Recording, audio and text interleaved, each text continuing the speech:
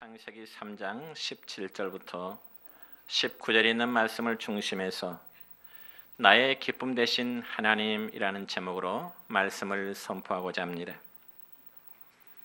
이 시간 우리가 예배 드리는 가운데 은혜를 나누고자 하는 말씀은 바로 하박국의 말씀입니다. 아마 성경을 잘 읽지 않는 성도들 중에는 하박국 그러면은 좀 생소한 느낌이 들 것입니다. 여러분은 어떤 시골 교회에서 주일 낮 예배 때 목사님이 하박국서의 말씀을 전하게 해서 오늘 성경은 하박국 몇 장 몇 절입니다. 이렇게 목사님이 성경 찾기를 이제 말씀했습니다. 그자 성도들이 성경을 한참 찾고 있는데 한 연세 드신 성도님이 성경을 이리 넘기고 저리 넘기고 아무리 넘겨도 하박국의 말씀을 찾지를 못했던가 봅니다. 그래서 그 연세 드신 성도가 목사님께 소리하기를, 목사님, 하박국을 아무리 찾아도 찾지 못하겠소 하더랍니다. 그러니까 이 하박국의 말씀을 하박국으로 들은 것입니다. 물론 우스갯소리겠지요. 아마 여러분 중에도 성경을 자주 읽지 않은 분들은 이 하박국의 말씀이 신약에 있는지 구약에 있는지 아마 헤매시는 분들도 없지 않아 있을 것입니다. 여러분 이름도 생소한 이 하박국이라는 선지자는 주전 7세기 말경에 예루살렘에서 활동을 했던 하나님의 선지자였습니다. 그런데 이 하박국서의 말씀을 보면은 이 하박국이 처음에는 하나님에 대한 불평과 항의를 하는 모습으로 말씀이 시작이 되고 있습니다. 왜냐하면 그 이유는 하박국은 하나님께서 자신을 향한, 그리고 하나님께서 자기 민족을 향하신 그 하나님의 뜻을 이제 몰랐기 때문에 그렇습니다. 여러분 실제로 오늘날 우리도 그렇지 않습니까? 우리 각자가 내 마음과 생각을 가지고 하나님 앞에 이러저러한 많은 다양한 기도를 했는데 우리의 기도가 쉽게 응답되어지지 아니할 때 때로는 하나님 앞에 마음의 불평을 토로하기도 합니다. 하나님 왜 그러십니까? 내가 생각할 때는 분명히 하나님께서 즉시 들어주실 것만 같은 그런 기도임에도 불구하고 하나님의 응답이 없을 때 어느 누구나 기도에 대한 실망, 때로는 응답에 대한 불평을 할 수도 있을 것입니다. 그러면서 아마 이런 생각을 하게 되겠죠. 하나님, 그래도 저는 다른 사람들보다는 더 열심히 믿음의 생활을 해보려고 노력했던 사람 아닙니까? 그리고 섬기고 헌신하는 일에도 나름대로 최선을 다했는데 하나님 어찌하여 나의 기도를 들어주지 않으십니까? 아마 이러한 불평이 나올 수도 있을 것입니다. 아마 여러분은 모르겠지만은 저는 솔직히 그런 경험들을 순간순간 하게 됩니다. 그런데 여러분 저만 그런 게 아니라 오늘 성경 하박국의 말씀을 보면은 하박국 선자도 그랬더라고요. 먼저 하박국 1장 2절의 말씀을 보면은 하박국 선자는 하나님 앞에 이런 불평의 기도를 하게 됩니다. 같이 읽을까요? 시작. 여호와여, 내가 부르짖어도 주께서 듣지 아니하시니 어느 때까지리이까? 내가 강포로 말미암아 외쳐도 주께서 구원하지 아니하시나이다. 아멘. 여러분의 하박국 선지자의 이 불평의 의미가 무엇일까요? 그건 바로 하나님, 내가 지금까지 하나님 앞에 간절히 기도하고 있건만 하나님께서는 나의 기도를 왜 들어주지 않으십니까?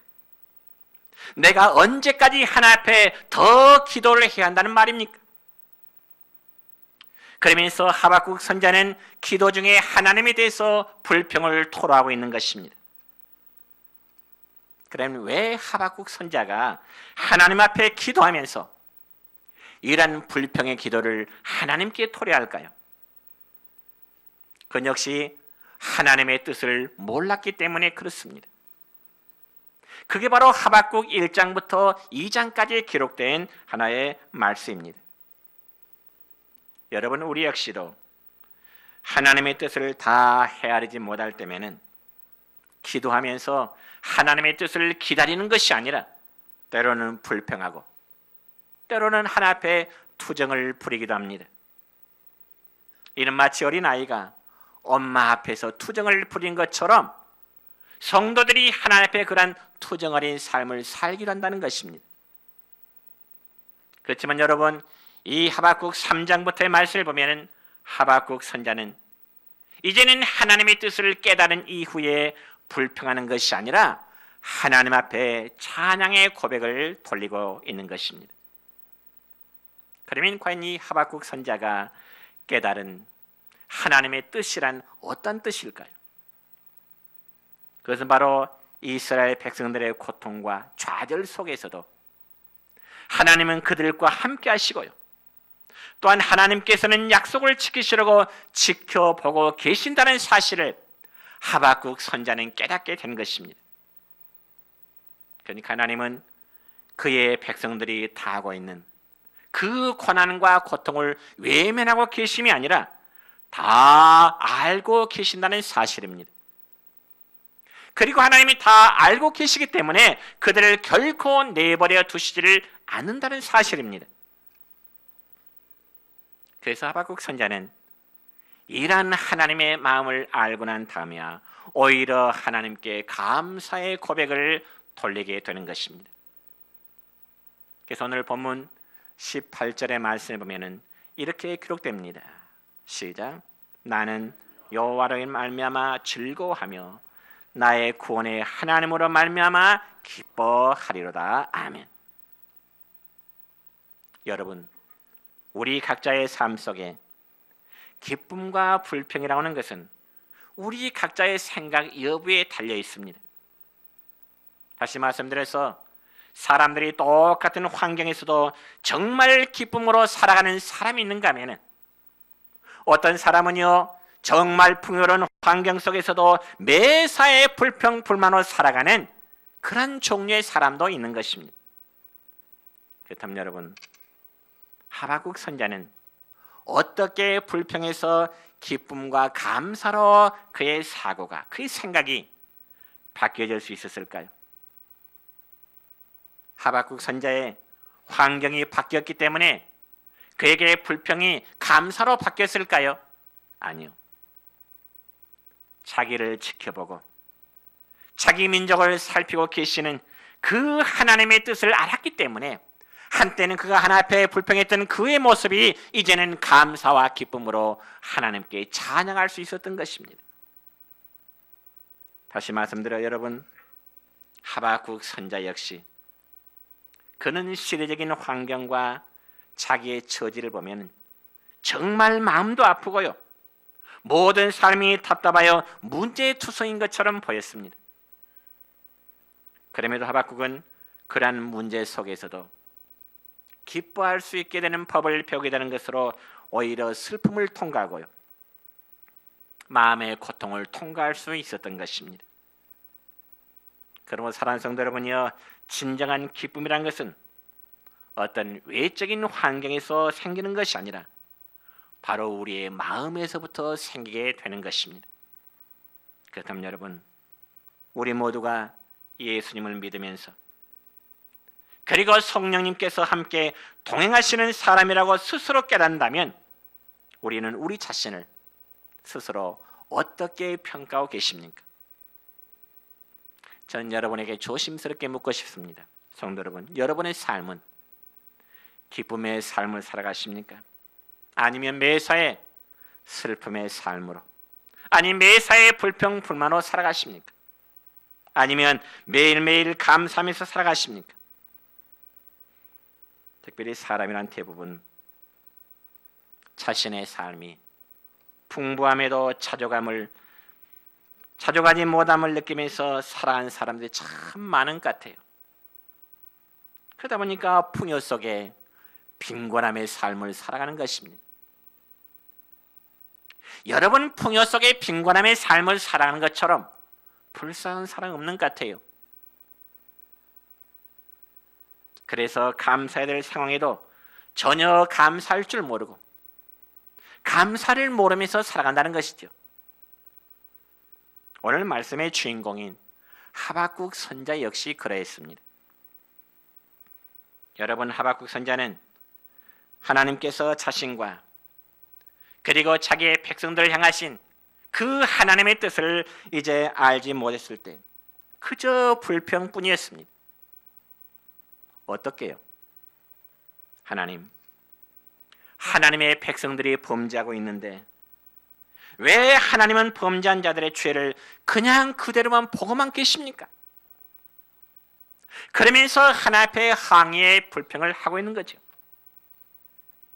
그때 하나님은 마치 하박국 선자를 어린아이 달리듯이 하박국아, 내가 범죄한 너희 백성들의 죄를 보고 그냥 있는 것이 아니라 이제 잠시 후면은 바벨론이라는 나라가 일어나서 너희들의 백성들을 치게 될 것이라.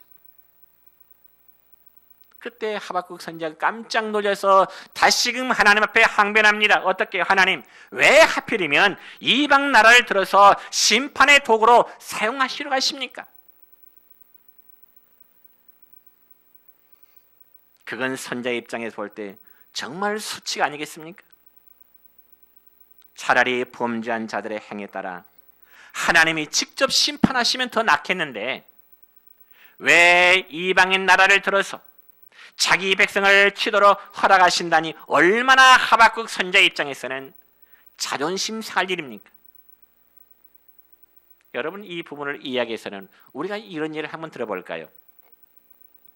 내 집의 강아지로요, 내 식구의 발길에 처인 것은 괜찮아요. 그런데 다른 사람이 내 집의 강아지의 발길질하면은 기분 좋을 사람이 있을까요? 내 집의 강아지 내가 발길질하면 괜찮아요. 그런데 다른 사람이 우리 집 강아지를 발길로 찼다?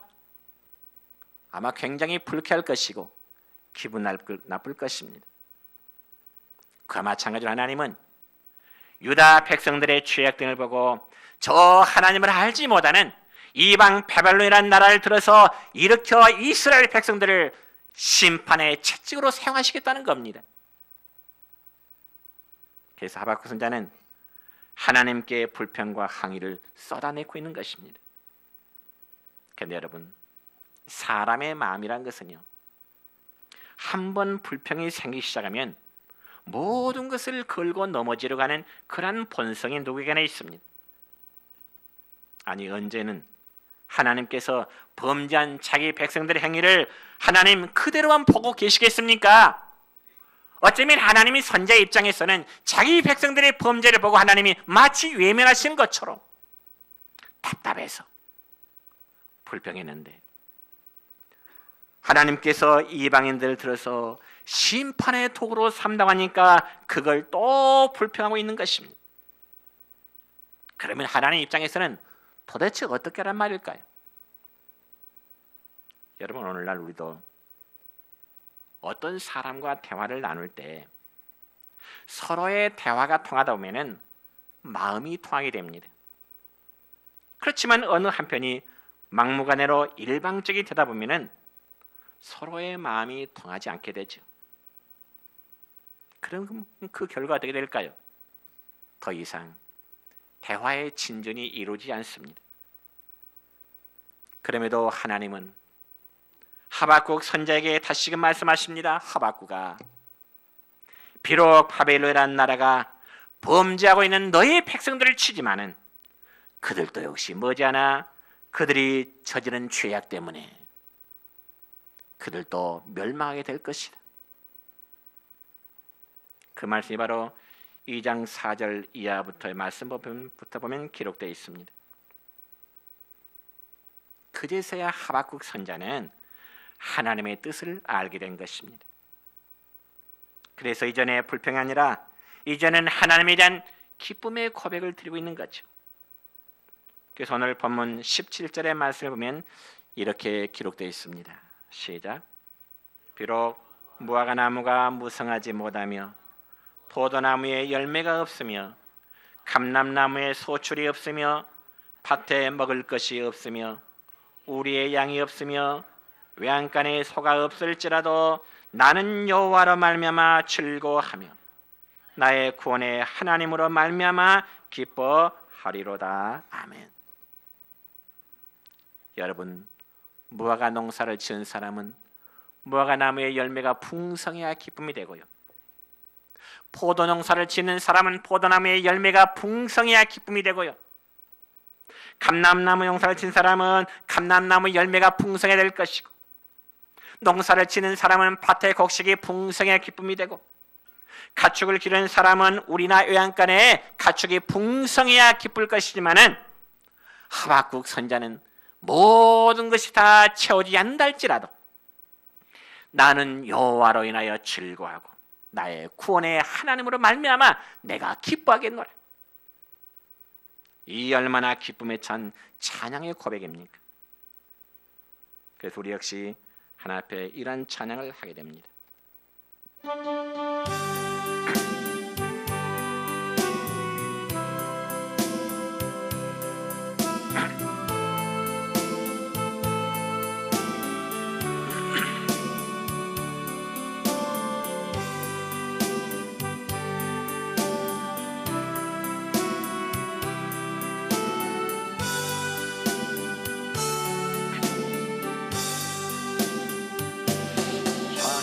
찬양하라 내 영혼아, 찬양하라 내 영혼아, 내 속에 있는 곳들아 다 찬양하라.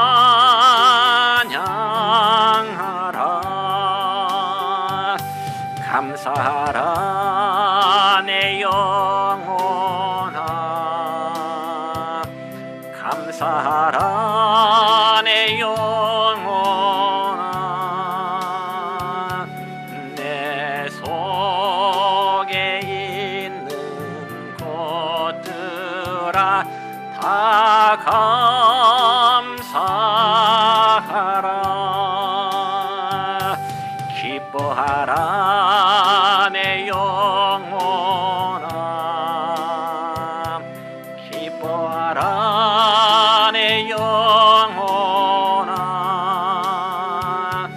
내 속에 있는 곳들아 다 기뻐하라.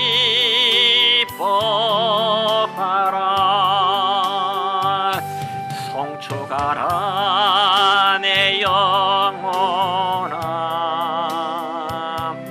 송축하라 내 영혼아, 내 속에 있는 곳들아 다 송축하라.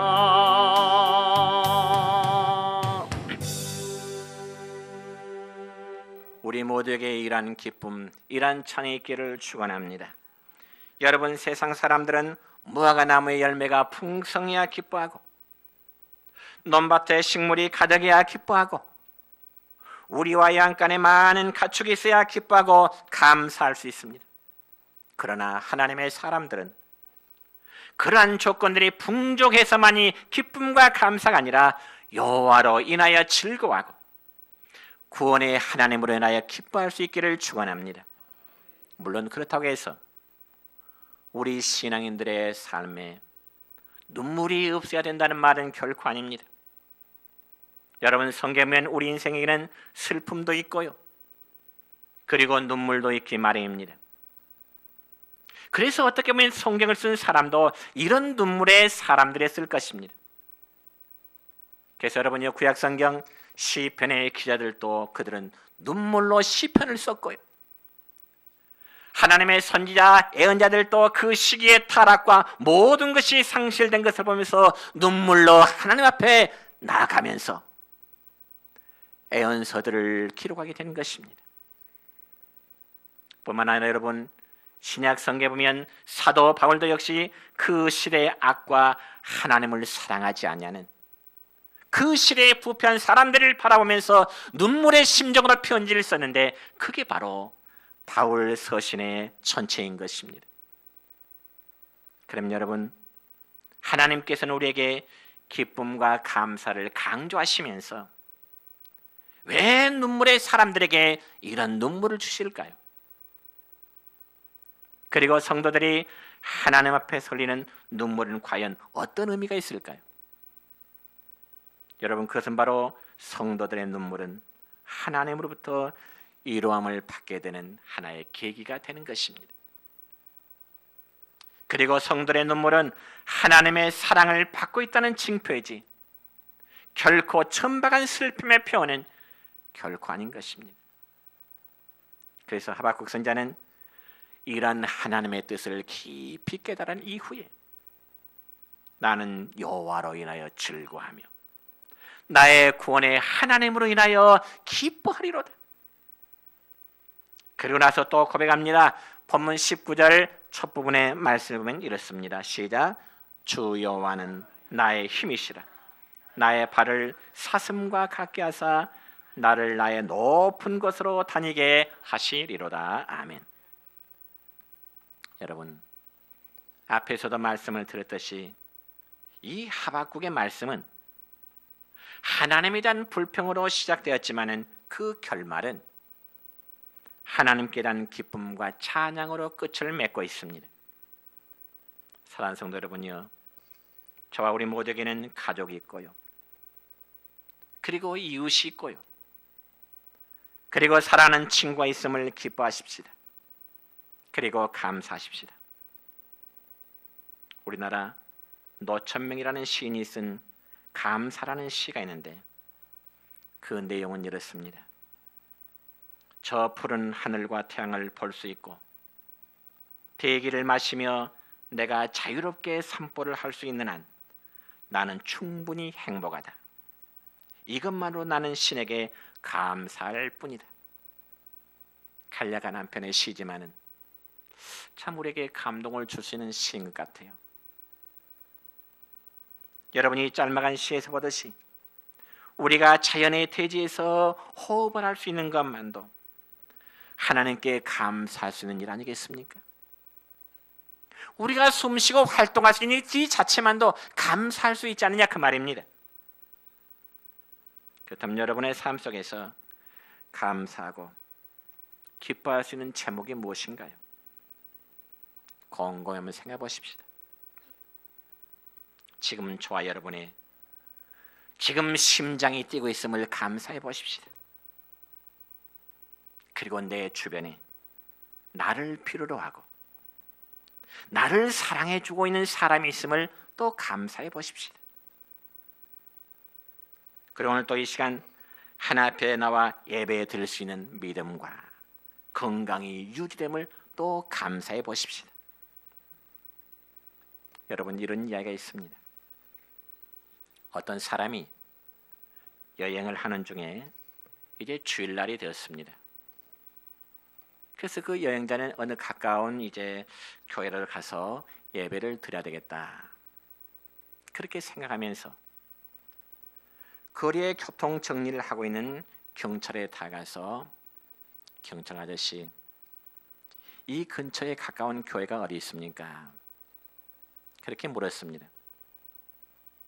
그자 경찰은 그 여행자에게 몇 블록 멀리 떨어지는 곳에 교회가 있다고 가르쳐 주었습니다. 몇 블록만 지나면 교회가 있을 거니 거기 가보세요. 그자 여행자는 경찰이 가르친 대로 길을 가다가 조금 가다 보니까 교회가 있는 거예요. 그래서 그 여행자는 이상하다 생각해서 가던 길을 되돌려서 다시금 경찰에 다갔습니다. 아니, 경찰관 아저씨, 조금 가까운 곳에 가보니까 교회가 있는데 왜 당신은 나에게 저 먼 곳에 있는 교회까지 가도록 그렇게 안내해 주었습니까? 여행자가 물었습니다. 그저 그 경찰은 웃으면서 이렇게 답변하는 거예요. 나는 어느 교회가 좋은지 가보지 않아서 잘 모르겠습니다. 그러나 일요일에 교통 정리를 하다 보면 내가 말한 저 먼 교회에서 나오는 교인들의 얼굴은 항상 밝고 기쁨이 가득해 보이는 것 같아서 제가 그 교회를 소개한 것입니다. 그렇게 답변을 했다는 것입니다. 성도 여러분, 예배를 드리고 난 여러분의 얼굴을 다른 사람들이 바라볼 때 어떤 모습으로 비춰질까 생각해 보셨습니까? 교회에서 예배를 드리고 나온 여러분의 얼굴을 보니 정말 내가 당신의 얼굴을 보니까 교회 못 가겠어. 아니면 예배드린 당신의 얼굴을 보니 뭔가 기쁨이 있는 것 같고 뭔가 당신의 마음속에 평안이 있는 것 같기에 나도 교회에 가고 싶소. 이런 반응을 보일 것 같습니까? 예배드린 여러분의 마음이 기쁨과 평안함의 얼굴이 될는지, 예배를 드려도 여러분의 얼굴이 근심으로 불만으로 가득 찬 얼굴이 될는지, 어쩌면 교회 밖에 있는 사람들이 더 잘 파악이 될 것입니다. 그럼 우리가 예배를 드린 후에 우리의 모습들이 정말 기쁨의 표정이라면 우리의 기쁨이 믿지 않는 불신자들에게도 그대로 전달될 줄로 믿습니다. 여러분, 사람의 감정이라는 것은 전염성이 있습니다. 예를 들어서 어떤 곳에 10사람이 있는데요, 그 중에 한두 사람만 우울한 감정을 가지고 있으면 그곳의 분위기는 어떨까요? 10사람의 전체 분위기가 다 우울한 분위기가 되어버리고 맙니다. 그러나 반대로 우울한 사람이 모여있는 곳에 기쁨의 분위기를 띄운 사람이 한두 사람만 있다면 그건 역시 분위기가 기쁨의 분위기로 달라지게 될 것입니다. 그러니까 사람의 감정이라는 것은 좋은 감정도 전염되지만 나쁜 감정도 전염될 수밖에 없습니다. 그럼 여러분이 우리가 우리의 몸이 따뜻해지려면 어떻게 되나요? 불가에 가까이 가야 되겠죠. 우리의 물에 몸을 적시려면 어떠죠? 물속에 들어가야 되겠죠. 그렇다면 정작 저와 여러분의 마음이 기쁨과 평안을 얻고자 원한다면 어떻게 될까요? 기쁨의 근원이신 하나님께 나와야 될 줄로 믿습니다. 그리고 그분께 우리의 삶의 전부를 맡기면 하나님께서 내 안에, 여러분 안에 기쁨을 채워주시게 된다는 거죠. 마지막으로 여러분, 시편 118편 24절의 말씀을 보면 이렇습니다. 시작. 이날은 여호와께서 정하신 날이라. 이날에 우리가 즐거워하고 기뻐하리로다. 아멘. 이 날이 어떤 날일까요? 이 날은 여호와께 예배드리는 주의 날입니다. 그러니 이 날에 우리 예배는 바로 기쁨의 예배가 되어야 되는 것입니다. 기쁨의 예배는 하나님이 받으시는 예배고, 기쁨의 예배는 성도가 모두가 은혜를 나누는 예배입니다. 이제 말씀했습니다. 성도 여러분이요, 우리가 믿음의 생활을 하는 가운데 기뻐하는 모습을 다른 사람들에게도 보여줄 수 있기를 축원합니다. 물론 때로는 우리도 슬퍼할 수 있습니다. 때로는 우리도 눈물을 흘릴 수 있습니다. 그러나 우리는 슬픔 이상의 존재입니다. 왜 그럴까요? 내가 믿는 하나님이 바로 기쁨의 근원이시기 때문에 그렇습니다. 우리의 기쁨과 감사가 여러분의 삶 속에 충만하시기를 우리 주님의 이름으로 축원합니다.